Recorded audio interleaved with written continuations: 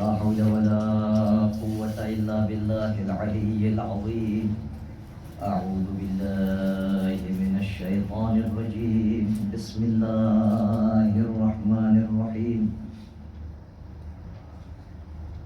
الحمد لله أهل الحمد ووليه والدال عليه والمجازي به والمثيب عنه حمدا يزيد ولا يبيد ولا ينفد جل جلاله وعظم سلطانه وتعالى مكانه وتقدست أسماؤه واتصلت آلاؤه ولا يدرك الواصفون صفته ولا تبلغ الأوهام كنها معرفته فهو كما وصف نفسه إلها واحدا أحدا صمدا لم يلد ولم يولد ولم يكن له كفوا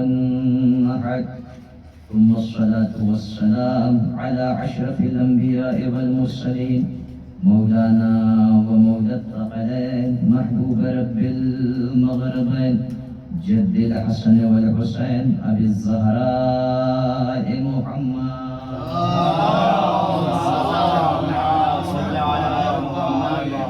الطيبين الطاهرين المعصومين المنتجبين المنتخبين الميامين واللعنة الدائمة على أعدائهم ومنكري فضائلهم ومصائبهم وعظمتهم وسخاوتهم وشجاعتهم أجمعين من يوم عداوتهم إلى قيام يوم الدين. أما بعد فقد قال الله الحكيم في كتابه الكريم وهو أصدق القائلين وقوله الحق. بسم الله الرحمن الرحيم. يا أيها الذين آمنوا اركعوا واسجدوا ربكم واسجدوا واعبدوا ربكم وافعلوا الخير لعلكم تفلحون. صلوات على محمد. اللهم صل على محمد وآل محمد. معزز مکرم طلباء وعلماء العلم، آپ سب کے حضور میں ایک حقیقی صاحب علم عیسائی کریمہ کے ذیل میں کچھ فضائل و مناقب بیان کرنے کے لیے حاضر ہوا ہوں۔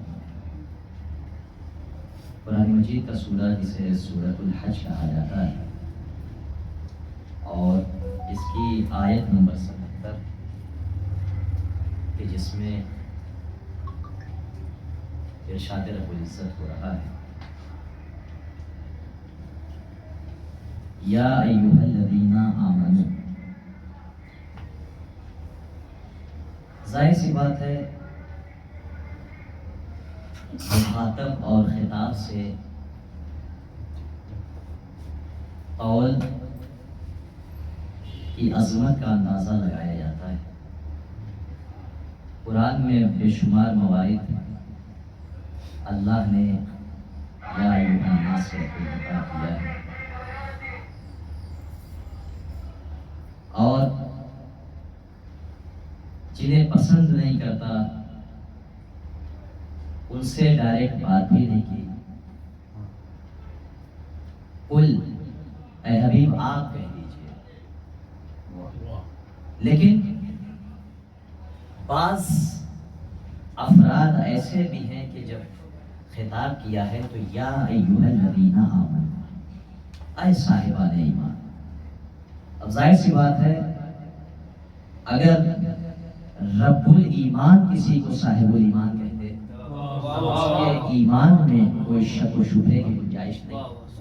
یا ایھا الذین آمنوا، اے صاحبان ایمان، ایھا الناس نہیں کہا، یا ایھا الذین آمنوا، اچھا صاحبان ایمان کہنے کے بعد اب اللہ حکم دے رہا ہے کہ تمہیں کرنا کیا ہے.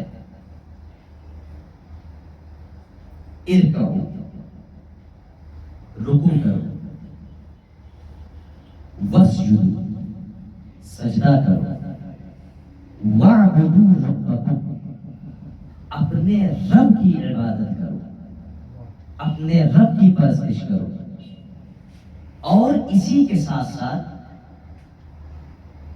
وَافْعَلُوا الْخَيْرَ، عمل خیر کو انجام دیتے رہنا. لَعَلَّكُمْ تُفْلِحُونَ، امید ہے کہ تم فلاح پا جاؤ گے، کامیاب ہو جاؤ گے.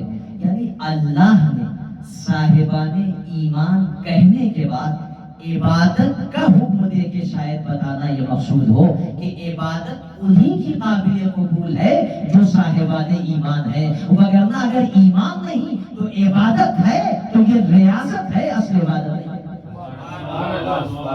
صاحبان ایمان، اور ظاہر سی بات ہے کتنا خوبصورت جملہ ہے کہ جن کی قبول نہیں ہوتی وہ صبح و مساء عبادت میں، پوری پوری رات عبادت میں گزارتے ہیں، اور جن کی اللہ نے قبول ہونے کی ضمانت دی ہے وہ عبادت سے دور ہے. بہرحال افراط اور تفریط دونوں مضر ہے کہ یا ایھا الذین آمنوا ارکعوا، رکوع کرو، صاحبان ایمان رکوع کرو، واسجدوا، اور سجدہ کرو. ایک صلوات علی محمد وآل اللہم صلی علی محمد وآل محمد. بہت سے وزن آئے اللہم صلی علی محمد وآل محمد. یا ایھا الذین آمنوا ارکعوا واسجدوا واعبدوا ربکم، اور اپنے رب کی عبادت کرنا. لعلکم وافعلوا الخیر، اور اسی کے ساتھ ساتھ عبادت کے ساتھ ساتھ اعمال خیر کو فراموش نہ کرنا. یعنی عبادت اگر عمل خیر کے ساتھ ہو تب یہ سند ملتی ہے لعلکم تفلحون. یعنی فلاح و بہبود اس کے لیے ہے کہ جو عبادت کے ساتھ ساتھ حسنات کو بھی انجام دے، عبادت کے ساتھ ساتھ عمل خیر سے بھی غافل نہ رہے. وَافْعَلُوا الْخَيْرَ لَعَلَّكُمْ تُفْلِحُونَ. لہذا بہت سی آیات ہیں، اور خود راوی نے سمعہ نے سوال کیا کہ فرزند رسول یہ بتائیے کہ الذکر السجود والرکوع فی القرآن، قرآن کریم میں رکوع اور سجود کا ذکر ہے. تو امام نے فرمایا کہ ہاں کیوں نہیں. اللہ نے سورہ حج کی اس آیت میں آواز دی یا ایھا الذین آمنوا ارکعوا واسجدوا، رکوع کرو، سجدہ کرو. اچھا بہت سی روایات ہیں، خود ہمارے بہترین اور قدماء میں سے جو مفسر گزرے ہیں ان میں سے علی ابن ابراہیم قمی، تفسیر قمی بڑی معتبر کتاب ہے، اور بہت اختصار کے ساتھ اور بہت جامع چیز انہوں نے اقوال اور جو ہے روایات کو جمع کیا ہے. خود ان کے اقوال بھی روایات سے تعبیر کیے جاتے ہیں کیونکہ مضمون روایت ہوتے ہیں. تو ملا فیض کاشانی نے تفسیر اسفار، تفسیر صافی میں بھی اس طریقے سے علامہ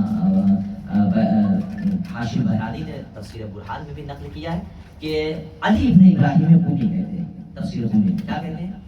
کہتے ہیں اس آیت کو نازل کرنے کے بعد اب وہ کہتے ہیں کہ ثم خاطب اللہ الائمہ، اس کے بعد اللہ نے ائمہ کو خطاب کیا اور یہ کہا یا ایھا الذین آمنوا ارکعوا واسجدوا واعبدوا ربکم وافعلوا الخیر لعلکم تفلحون. یعنی اس آیت سے مراد ائمہ آل محمد علیہ الصلوۃ والسلام، یہ اللہ صاحبان ایمان سے تعبیر کر رہا ہے. یعنی یہ خطاب عمومیت ہے کیونکہ آیت ہے اور سب شامل ہے، لیکن خاص طور سے اللہ نے ائمہ کو خطاب کر کے یہ ائمہ کی شان کے عنوان سے ہے. اچھا اس کے بعد کیا ہے؟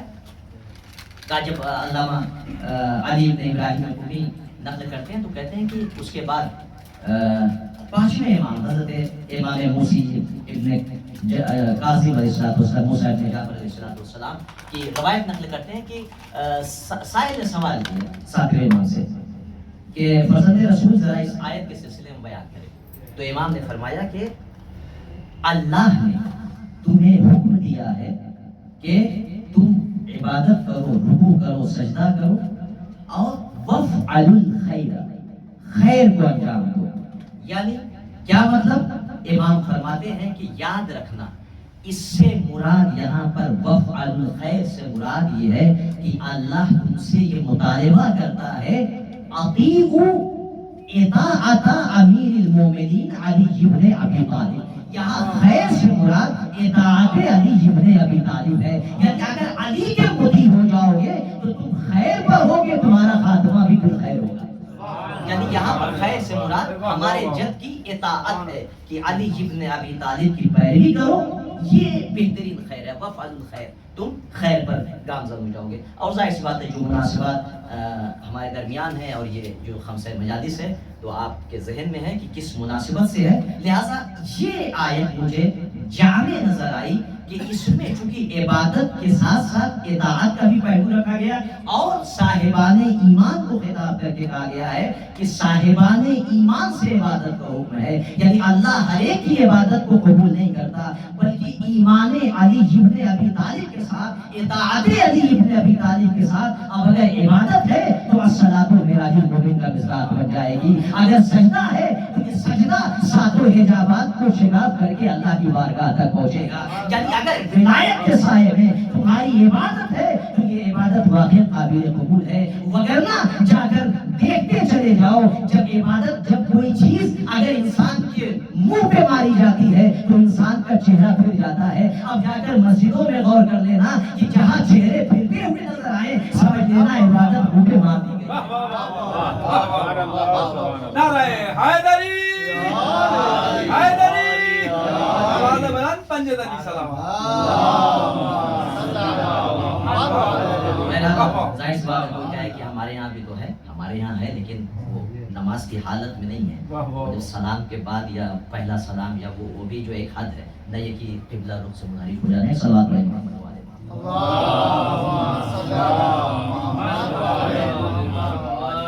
ایک سر بات ہو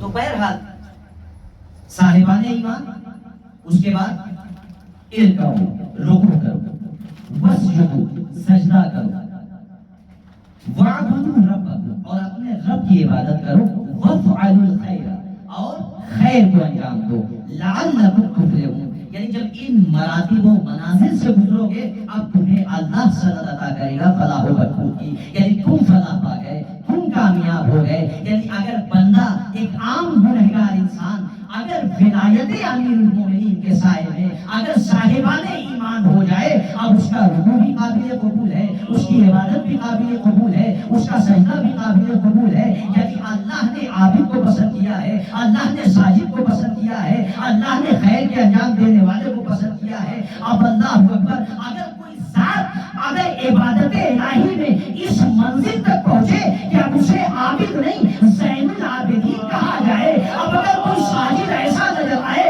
کہ جو ساجد نہیں بلکہ سید الساجدین کہا جائے, یعنی جو سجدوں کی زینت کا سبب ہو, جو عبادتوں کی زینت کا سبب بنے, یعنی جو عمل خیر اس طریقے سے انجام دے کہ جو خود ابن الخیرتین ہو, اس امام سجاد کی عظمت کا کیا کہنا, اس کی منزلت کیا ہوگی, اس کی عظمت کیا ہوگی. نہیں میں جملے کو اور واضح کر دوں, یعنی آخری آیت کا ٹکڑا کیا تھا, وفعلوا الخیر, عبادت کے ساتھ, اطاعت کے ساتھ, سجدوں کے ساتھ, رکوع کے ساتھ عمل خیر کو انجام دینا. وفعلوا الخیر, خیر کو انجام دو گے تو اب سند یافتہ ہو جاؤ گے. لعلکم تفلحون, شاید تم کامیاب ہو جاؤ, شاید تم فلاح پا جاؤ. اللہ اکبر, آواز رسول آئی. اہل سنت کے علماء نے بھی لکھا ہے, صحیح کتابوں میں موجود ہے کہ للہ فی الناس خیرتان, اللہ کی جانب سے بندوں میں دو ہی خیر ہیں, دو ہی نیکیاں ہیں, دو ہی خیر پر ہیں. اللہ کے رسول کہنا کیا چاہتے ہیں, فخیرتہ من العرب بنو ہاشم, عرب میں جو خیر ہے وہ بنو ہاشم ہے.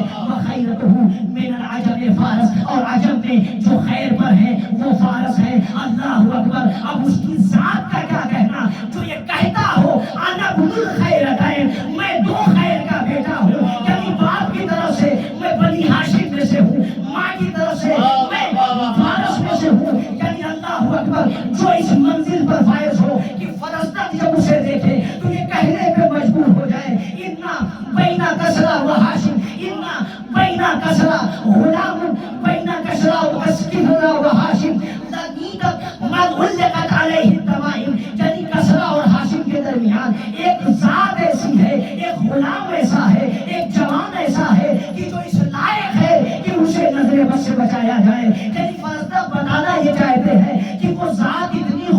صورت ہے، وہ ذات اتنی باکمال ہے کہ چاہیے کہ اسے نظر بد سے بچایا جائے. اگر اس کے اوپر کوئی تعلیم کیا جائے، کوئی تعویذ، جو اپنے بچوں کو تعویذ باندھتے تھے تاکہ وہ محفوظ رہ سکے، حسد سے بچا سکے، نظر بد سے بچا سکے، تو جناب فرزدق آواز دیتے ہیں، اے عرب و عجم، اگر چاہتے ہو کہ کوئی ایسی ذات نظر آئے تو آؤ مدینے کی گلیوں میں علی ابن حسین کے چہرے کی طرف دیکھ رہے ہو. یہ بنی ہاشم میں سے ہے کہ جو تمام خیر عربوں کے جمع ہے اور تمام خیر عجم کے اس ایک ذات میں نظر آئیں گے. ایک صلوات پڑھیں.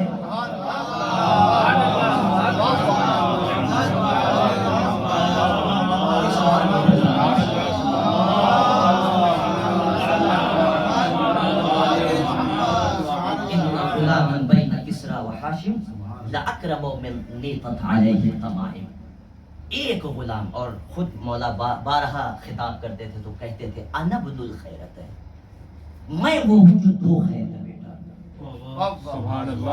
یعنی اس آیت کو اگر منسجم کیا جائے تو پیکر زین العابدین سید سجاد نظر اور خود اس ذات کی عبادت کا کیا عالم کہ خدا کی قسم عجیب منزل ہے. کیا کہا کہ خود اہل سنت نے بھی روایت کی ہے اور ان کے جو معتبر علماء ہیں انہوں نے بھی صحیح سند کے ساتھ روایت کیا اور اس واقعے کو بھی ذکر کیا ہے. بہار میں بھی ہے، اس طریقے سے کشف الغمہ میں بھی ہے. وہ کیا کہ سبب تسمیہ یہ جو ملقب ہوئے ہیں زین العابدین سے، دو الگ الگ روایات ہیں، جس میں سے ایک یہ ہے کہ کانا مشغولا فی تہجدہ، کہ امام نماز تہجد میں، نماز شب میں مشغول تھے. فتمثل له شیطان ثعبانا، شیطان نے ایک اژدہے کی شکل اختیار کی اور اس کے بعد کا جاء و لمس، یعنی مس ابہام رجلہ، اور امام کے انگوٹھے کو چبانا شروع کیا. فلتقمہ، یعنی اس نے چبانا اور کاٹنا شروع کر دیا. کیوں؟ وجہ کیا تھی؟ لیشغلہ عن عبادت اللہ، تاکہ عبادت سے روک سکے. وہ اور ہے کہ جو ذرا سی زحمت پر عبادت کو توڑ دے، لیکن شیطان انگوٹھے کو چبا جائے لیکن ان کا ذہن اللہ سے غیر اللہ کی طرف متوجہ نہ ہو. یہ علی بن حسین کا کیا ہوا، اثر کیا ہوا؟ کہا اس نے بہت زیادہ اذیت دی جتنا ہو سکتا تھا. ظاہر سی بات ہے، ایک تو خود اژدہا اور پھر وہ اذیت دے رہا ہے، لیکن کیا ہوا؟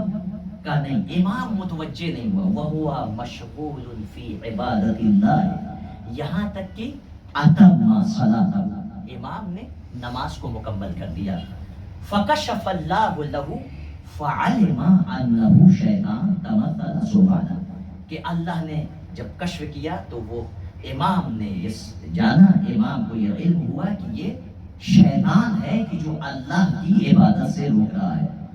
چونکہ بڑی عبادتیں کی تھی لیکن ایک سجدے نے اسے لعنتی بنا دیا تھا، لہذا اب اسے کسی مخلص اور مومن کا سجدہ برداشت نہیں تھا. جو اس لیے بعض تعبیر ہے، بعض روایات میں ہے کہ شیطان کو سب سے زیادہ اذیت جب وہ ایک گنہگار انسان کو، ایک عبد عاصی کو سجدے میں اپنی پیشانی رکھتے ہوئے دیکھتا ہے تو چیخ مار کے کہتا ہے واہ ویلا اطاعوا وعصیتوا، انہوں نے اللہ کی اطاعت کی اور میں نے نافرمانی کی. لہذا سب سے زیادہ تکلیف اسے تب ہوتی ہے کہ جب ایک عبد عاصی سجدے میں ہو. اب ذرا سوچو کہ جو سید الساجدین ہو، کہ جس کے سجدوں کی اتنی کثرت ہو، اس نے شیطان کو کتنی تکلیف دی ہوئی. لہذا اب شیطان وہ عبادت سے مشغول کرنے کے لیے، منحرف کرنے کے لیے آیا. اچھا اس کے بعد کیا ہوا؟ کا عجیب تعبیر ہے. امام جب اس نماز سے فارغ ہوئے، فسبہ، امام نے اس پر سب کی. اب یہ عجیب المیہ ہے کہ بعض لوگ کہتے ہیں کہ امام نے، ائمہ نے تو سب کو شتم کا حکم نہیں دیا، ائمہ نے ان کے سب کو شتم کا حکم نہیں دیا ہے کہ جو لائق احترام ہے.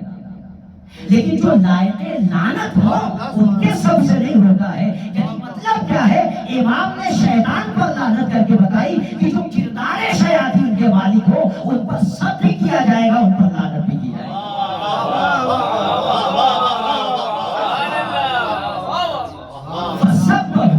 اور خود علماء اہل سنت نے بھی اس کی تعبیر دی. امام نے سب کیا، اس کے بعد کیا کہا؟ صرف سب پر اتفاق نہیں کی. اللہ اکبر، عجیب منزل ہے. اصطحا اتنا بڑا سانپ، یعنی اس حیرت. اچھا بات تعبیر ہے، اب آپ علماء ہیں، آپ بہتر جانتے ہیں. بس چونکہ خطابت کی مجبوری یہ ہے کہ ظاہر سی بات اردو خطابت ہے، لہذا بیان کرنا مصول ہے. ایک سبات پڑھے محمد والے محمد.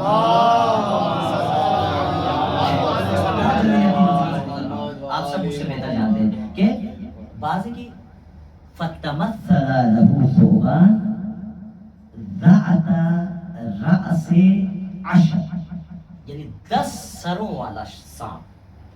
یعنی ایک اژدہا اگر سامنے آ جائے تو انسان متحیر ہو جاتا ہے، لیکن امام کے سامنے یہ شیطان جو اژدہا بن کے آیا تھا کوئی معمولی اژدہا نہیں، بلکہ بعض تعبیر ہے 10 یا بعض میں 12 سروں والا سانپ اژدہا وہ آیا تھا. لیکن امام نے کیا کیا؟ فَصَبَّهُ وَلَّتَمَهُ. صرف سب پر اتفاق نہیں کیا، ادھر سے ید اللہ آگے بڑھا اور ید عصمت نے اس پر تماچا بھی لگایا. ہمیں تاریخ میں 2 ہی تماچے لگے نظر آئے. ایک جنگ کا تماچا تھا جو ابو جہل کے روح پر لگا، ایک پوتے کا تماچا تھا، اور دونوں اپنے وقت کے علی تھے. یعنی امام نے عجیب المیہ ہے خدا کی قسم، ہم نے عظیم صحابی کو سانپ کے خوف سے روتے ہوئے دیکھا، مگر یہ کس منزل پر فائز ہے کہ جو ڈرا نہیں بلکہ اژدہے کو تماچا لگا کے بتا رہا ہے. خوف سانپ سے غار میں رونے والا صحابی کون ہے؟ اژدہے کو تماچے لگانے والے اہل بیت اور ہوا کرتے. امام نے اسے تماچا لگایا، اس کے بعد کہا احسا یا ملعون، تو رسوا ہو، تو خسارے میں ہو اے ملعون. یعنی مطلب کیا ہے؟ کہا معصوم کی عبادت سے کوئی غافل ہو، کوئی معصوم کی عبادت سے غافل کرے تو وہ شیطان ہوتا ہے، چاہے بصورت انسان ہوتا ہو. امام نے سب بھی کیا، تماچا بھی لگایا، اس کے بعد کہا احسا یا ملعون، اے ملعون تو خسارے میں ہو، تو ذلیل و رسوا ہو. اس کے بعد اچھا یہ اتنا بڑا قضیہ ہونے کے بعد فَشَغَلَهُ بِالْعِبَادَةِ، اس کے بعد امام پھر سے عبادت میں مشغول ہو گئے. کہا اس کے بعد کا شیطان وہاں سے غائب ہوا. پھر کسی اسنا میں امام نے آواز سنی وَلَا يُرَىٰ قَائِلُهُ، لیکن کہنے والا نظر نہیں آ رہا تھا. کہ مرتبہ فضا میں آواز گونجی انت زین العابدین، انت زین العابدین، انت زین العابدین. تو ہی عبادت عابدین کی زینت ہے، تو ہی وہ ہے جو عابدین کی زینت ہے. اللہ اکبر، عجیب منظر ہے. اور وہیں پر خود بڑی مقبولیت ہمارے یہاں بھی بعض نے صحیح کہا ہے، زہری شہاب الدین زہری کہ جو اہل سنت یہاں میں سے بھی اجلا و فقہ میں سے ہیں، ہمارے یہاں بھی بعض نے فقہ قرار دیا ہے کہ وہ کہتے ہیں کہ جب بھی وہ یاد کرتے تھے علی بن حسین پہ امام سجاد کو، کان زہری یقول علی بن الحسین زین العابدین فسئل عن تسمیتہ. زہری سے پوچھا گیا کہ آپ زین العابدین کیوں کہتے ہیں جب بھی علی بن حسین کو یاد کرتے ہیں، جب بھی ان کا تذکرہ کرتے ہیں؟ تو ایک مرتبہ وہ کہتے ہیں کہ مجھ سے روایت کی فلاں نے علی ابن عباس سے کہ قال رسول اللہ صلی اللہ علیہ وآلہ وسلم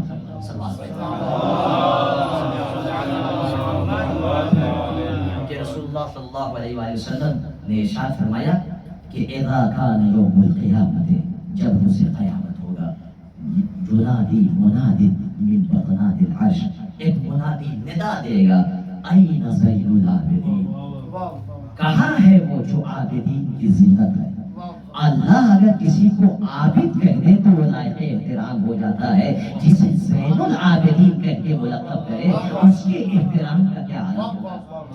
این زین العابدین، کہاں ہے وہ جو عابدین کی زینت ہے. روز قیامت یعنی کیا مطلب؟ جہاں تمام امتیں ہوں گی اپنے انبیاء کے ساتھ، اپنے اولیاء کے ساتھ، اپنے شہداء کے ساتھ، اپنے صدیقین کے ساتھ، نہیں جملہ کہہ دوں، جہاں ملائکہ کا بھی مجمع ہو، مقربین بھی ہوں، مقربین بھی ہوں، غیر مقربین بھی ہوں، مقروبین بھی ہوں، یعنی ملائکہ کی تمام اصناف آپ بہتر جانتے ہیں۔ جو رکوع میں ہے وہ قیامت تک رکوع میں ہے، جو سجدے میں ہے جو قیامت تک سجدے میں ہے۔ یعنی اگر سارے انسان اللہ کی عبادت سے روگردانی کر دے تو بھی اللہ کی وحدانیت اور اس کی عبودیت پر کوئی حرف نہیں آئے گا۔ کیوں؟ اس لیے کہ اتنے فرشتے ہیں جو اس کی عبادت کر رہے ہیں، جو اس کی اطاعت کر رہے ہیں۔ اللہ اکبر! فرشتوں کی عبادت، انبیاء کی عبادت، مرسلین کی عبادت، شہداء اور صدیقین کی عبادت کے ساتھ اگر روز قیامت تمام کے مجمع میں اللہ کسی کو زین العابدین سے ملقب کرے تو اس کی عبادتوں کا کیا عالم ہوگا؟ نہیں عزیزو، میں شاید پس منظر میں آپ کیفیت اگر اپنے انداز سے ملاحظہ کریں گے تو کیا نظر آئے گی کہ جب بطنان عرض سے منادی ندا دے گا آئینہ زین العابدین، شاید آدم اپنی صف میں دیکھے پروردگار میں عابد تو ہوں، زین العابدین نہیں۔ شاید نوح اپنی صف میں دیکھے پروردگار امت میں عابد تو ملیں گے، میں عبادت گزار ہوں لیکن زین العابدین نہیں۔ اولیاء اپنی صفوں میں دیکھیں، مرسلین اپنی صفوں میں دیکھیں، وہ ملائکہ جو عبادت کے عالم میں ہے، جن کی عبادت کا کوئی ثانی نہیں، عجب نہیں وہ بھی دیکھیں گے معبود کسے بلا رہا ہے، ہم عابدین تو ہے مگر کون ہے جو زین العابدین ہے؟ عجیب منظر ہے خدا کی قسم روایت کا۔ رسول اسلام کہتے ہیں وَكَانَ عَلِيُّ ابْنِ عَلِيُّ بْنُ الْحُسَيْن يَخْتِرُ بَيْنَ الصُّفُوفِ، میرا بیٹا علی ابن حسین ایک مرتبہ صفوں کے درمیان سے خراما ایک مرتبہ پورے وقار کے ساتھ صفوں کو چلتا ہوا آگے بڑھے گا اور آواز دے گا پروردگار میں ہوں زین العابدین۔ اللہ اکبر! یعنی آدم کے مجمع میں، نوح و ابراہیم و اسماعیل کے مجمع میں، ملائکہ کے مجمع میں اگر کوئی ذات اپنے کو زین العابدین سے ملقب ہو کے اپنے کو انبیاء کے مجمع میں ظاہر کر دے، اسے امام زین العابدین سے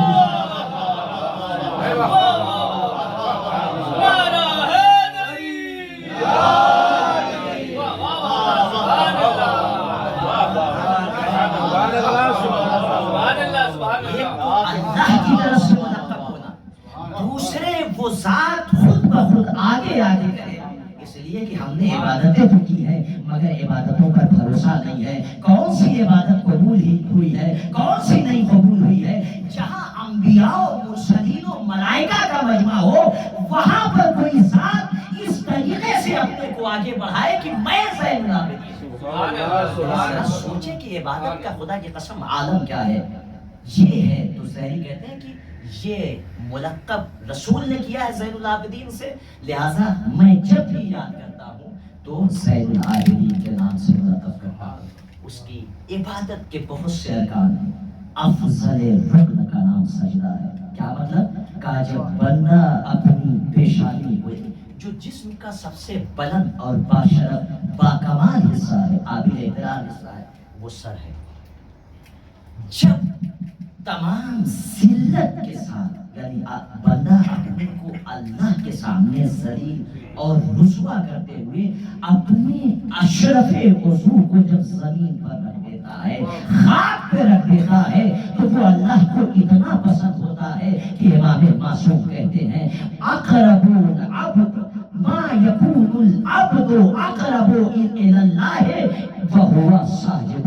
بندہ اپنے پروردگار سے سب سے زیادہ قریب تب ہوتا ہے کہ جب اس کی پیشانی سجدے کے عالم میں ہو۔ یعنی مطلب یہ ہے کہ انسان جب اس ذات جلیل کے سامنے اپنے کو ذلیل کرتا ہے تو اللہ اتنا بلند کر دیتا ہے کہ اسے اپنے سے قریب کر دیتا ہے۔ تو جب اگر ایک مرتبہ کوئی پیشانی کو خاک پہ رکھ دے وہ اللہ سے قریب ہو جاتا ہے کہ جو صبح و مساء جو ہر عالم میں ہر نماز کے وقت ما سجدہ ما ذکرہ للہ عز و جل نعمتا علیہ الا سجدہ وما فرغا من صلاة مفروضة الا سجدہ وما وفقا لإصلاح بین اثنین الا سجدہ۔ امام باقی کہتے ہیں میرے بابا جب بھی کوئی نعمت کو یاد کرتے تھے سر کو سجدے کرتے تھے، میرے بابا جب سجدے آئے تھے سجدہ سے گزرتے تھے، سجدہ کرتے تھے، جب دو کے درمیان اصلاح کرتے تھے تھے تو سجدہ کرتے تھے، جب صلاۃ مکتوبہ سے فارغ ہوتے تھے تو سجدہ کرتے تھے، یعنی جب بھی اللہ کی کسی نعمت کو ذکر کرتے تھے وَهُوَ سَاجِدٌ يَسْجُدُ عَلَى التُّرَابِ، امام سجدے میں چلے جاتے تھے۔ اللہ اکبر، وہ ذات اللہ کے کتنے قریب ہوگی کہ جو صبح و مسا سجدے کے عالم میں ہو، اور اس کے سجدے کا عالم یہ ہو کہ وہ ساجد نہیں سید الساجدین کا۔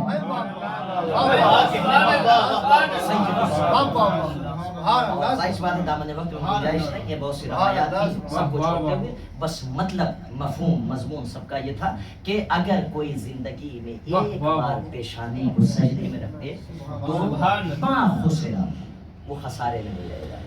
بعض میں وہ ہے کہ اقرب الی اللہ، بعض تعبیر یہ ہے کہ من سنن الاوابین، بعض تعبیر یہ ہے کہ انسان جب سجدے میں کیا ہے علت تسمیہ کیا ہے، وجہ تسمیہ دونوں سجدے کی چونکہ آیت ہے منہا خلقناکم وفیہا نعیدکم ومنہا نخرجکم تارۃ اخری، جب پہلے سجدے میں جاتا ہے تو آیت کا پہلا حصہ اسی سے تو نے خلق کیا ہے، سجدے سے سر اٹھاتا ہے اسی سے تو نے نکالا ہے، ہم نے باہر نکالا ہے، دوسرے سجدے میں جاتا ہے پھر دوبارہ اسی سے پلٹائیں گے، پھر جب سجدے سے سر اٹھاتا ہے بندہ تو اس فقرے کو یاد کرتا ہے کہ پھر تمہیں دوبارہ آخرت کی زندگی اب عجیب عالم ہے خدا کی قسم کہ امام سید الساجدین کا چاہنے والا سجدے سے دور ہو، زین العابدین کا ماننے والا عبادت سے دور ہو، زین الصالحین کا ماننے والا اصلاح سے دور ہو، یعنی جو ابن الخیرتین ہے اس کا کوئی شیعہ، اس کا کوئی چاہنے والا خیر سے دور ہو۔ بہرحال یہ قابل افسوس بات ہے کہ کوئی علی کا شیعہ ہو عبادت سے دور ہو، عبادت سے منگردانی کرتا ہو، اور خدا کی قسم شاید وہ اگر متوجہ ہو جائے تو شاید ہمارے شیعہ اور جو ہے شیعہ اتنا عشری اور محبین میں کوئی ایک عبادت سے غافل نہ رہے اگر امام کی وجہ تسمیہ کی طرف ایک طرف زین العابدین کا اقرار کرتا ہے، سید الساجدین کا، اس کے بعد بھی بعض ہمارا جوان مسیحوں میں نہیں آتا، عبادت سے دور ہے۔ بہرحال ضرورت اس بات کی ہے کہ امام کی سیرت اور امام کے کردار کا بخوبی اندازہ لگایا جائے کہ جس نے اچھا عجیب مرحلہ ہے کہ ایک انسان عبادت کرتا ہے تو وہ اس کو خود اطمینان نہیں ہوتا، خود اس کو عبادت کی قبولیت پر یقین نہیں ہوتا، اور انسان اپنی عبادت کر لے، اپنے کو بچا لے، یہ بہت بڑی بات ہوگی۔ لیکن وہ زین العابدین کہ جس کی عبادتوں نے عبادت کو معراج بخشی ہو، جس کے سجدوں نے اسلام کے سونے سجدہ کو مضبوط کیا ہو، جس کے خیر نے خیر کی لاج رکھ دی ہو، اس امام زین العابدین کی عبادت کا کیا کہنا۔ خدا کی قسم جہاں تیروں کی بارش ہو وہاں جو سجدہ کرے اسے سید الساجدین کہا جاتا ہے، جہاں دیگ و تبر چل رہے ہو وہاں کوئی عبادت میں مشغول ہو اسے زین العابدین کہا جاتا ہے۔ اور وہ زین العابدین یہ جملہ کہے اگر کسی ذات کے بارے میں کہ خدا کی قسم راہ کوفہ و شام میں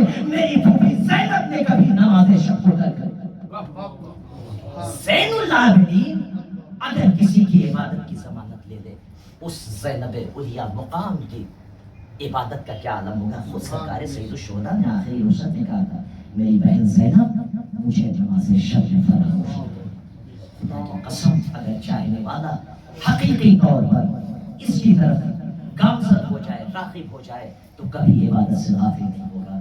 عام حالات میں سجدہ کرنا اور ہے، لیکن جہاں باپ کا کٹا ہوا سر ہو، جہاں پر لاشیں بکھری پڑے ہوں اور وہاں پر کوئی ذات سجدے میں خاک کربلا جلدی زمین پر اپنی پیشانی کو خم کر کے کہے ربنا تقبل منا، اے پروردگار ہماری قربانی کو قبول کر دے، یا غیاث المستغیثین۔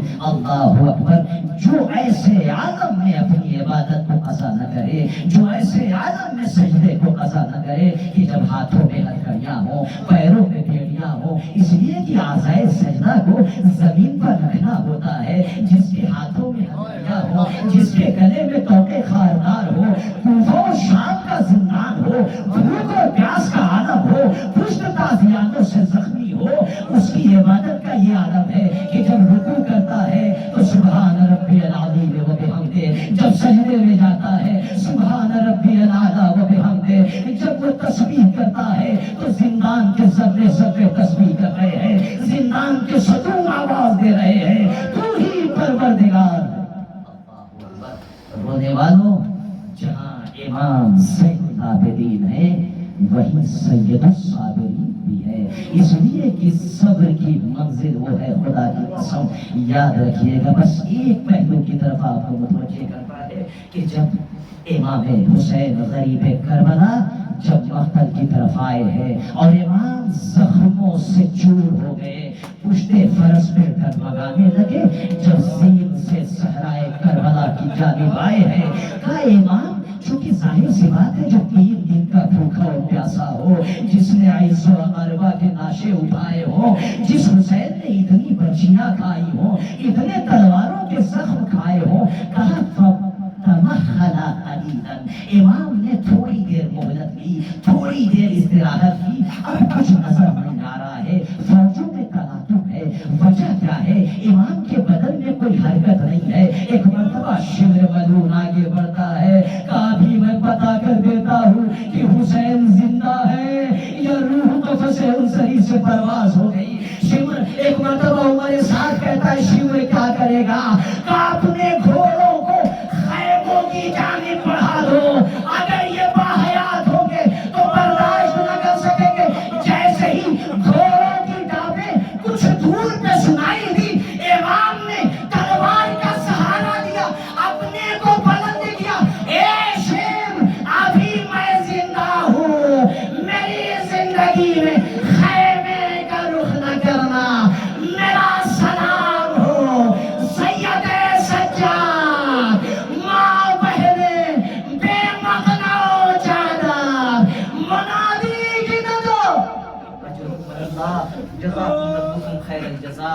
ہاذا دارو واقع کربلا تمام ہو گیا، امام مدینے آ گئے۔ ایک مرتبہ آنے والا کہتا ہے مولا کب تک روئیے گا؟ مولا شہادت آپ کے گھرانے کی میراث ہے، میں تمام فقرات کو چھوڑتے ہوئے بس مختصر عرض کر رہا ہوں۔ ایک مرتبہ آنکھوں میں آنسو آ گئے اور ایک چاہنے والے کو دیکھا، کئی راوی سے روایت ہے، منہاد اے منہاد یقیناً شہادت ہماری میراث ہے، لیکن اے منہاد کیا کبھی تم نے سنا ہے کہ فاطمیات میں سے کسی کو بے مکھنا و چادر تیار بتیار کھلایا گیا ہو؟ کیا کسی نبی کے گھرانے سے یہ تم نے سنا ہے؟ اے منہاد اسی لیے مولا جب جب یاد کرتے تھے ایک ہی جملہ کہتے تھے، الشام الشام الشام، ہائے دربار شام، بازار شام، زندان شام، اللہ اکبر۔ جزاکم ربکم خیر الجزا۔ اے عزادارو، وہ امام کہ جو 35 برس اپنے بابا پہ روتے رہے، خدا کی قسم امام کی روایت ہے، تعبیر ہے کہ البکاؤ خمسۃ، یہ جو سب سے زیادہ گریہ کرنے والے تاریخ انسانیت میں گزرے ہیں وہ 5 ہستیاں ہیں۔ امام فرماتے ہیں آدم بکا علی الجنہ، آدم جنت کے فراق پر روئے، یہاں تک کہ رخساروں پر جیسے وادی کے نشان بن گئے، جیسے نہر کے نشان ہوتے ہیں رخسار پر بن گئے۔ اس کے بعد کا یعقوب اپنے بیٹے یوسف کے فراق میں اتنا روئے حتی بیضت عینا، دونوں آنکھیں سفید ہو گئی۔ کہا یوسف اتنا روئے ہیں کہ اہل زندان کہتے تھے یا دن میں رویا کرو یا رات میں رویا کرو۔ ایک مرتبہ امام معصوم کہتے ہیں وہ چوتھی ذات، وہ بنت رسول ہماری جدہ فاطمہ، یا بتا یا رسول اللہ، جو اتنا روئی کہ اہل مدینہ علی کے پاس آتے تھے، اے ابوالحسن فاطمہ سے کہہ دو یا دن میں رویا کرے یا رات میں رویا کرے، اے ابوالحسن ان سے کہہ دو اب میں زیادہ دنوں کی مہمان نہیں ہوں، میں اپنے بابا سے ملحق ہونے والی ہوں۔ ایک مرتبہ امام کہتے ہیں اور 5ویں ذات فزین العابدین علی ابن الحسین فبکا علی ابیہ 40 سنۃ، 40 برس اپنے بابا پہ روئے۔ ہینا حضر الغلام طعامہ بین یدیہ فحین ینظر الیہ فیبکی بکاء کثیرا۔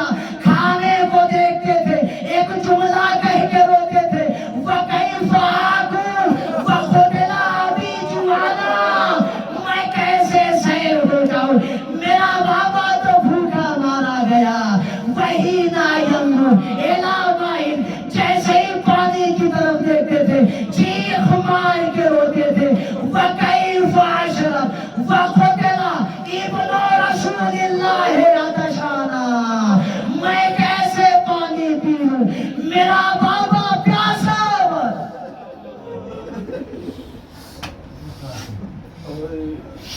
وسيعلم الذين ظلموا أن عليهم الغيب إنا لله وإنا إليه راجعون